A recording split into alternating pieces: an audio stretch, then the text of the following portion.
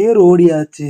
மீனாட்சி திருவிழாவை முடிச்சு வச்சாச்சு. நகரு கிளம்பியாச்சு. சாவிய கருப்பங்கிட்ட கொடுத்தாச்சு. பல்லாக்கு கோயிலை விட்டு வெளியேறிச்சு. குதிரை ஒரு ஓரத்துல தயாராயிருச்சு.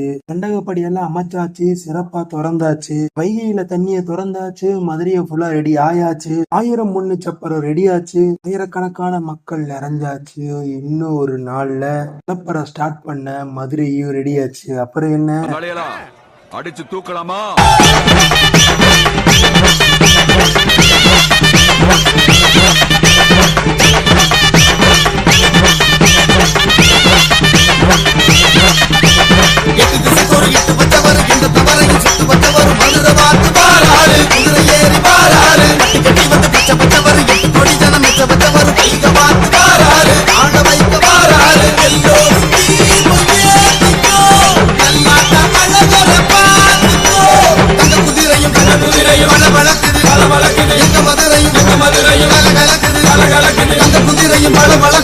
மதுரை கலகலக்குது.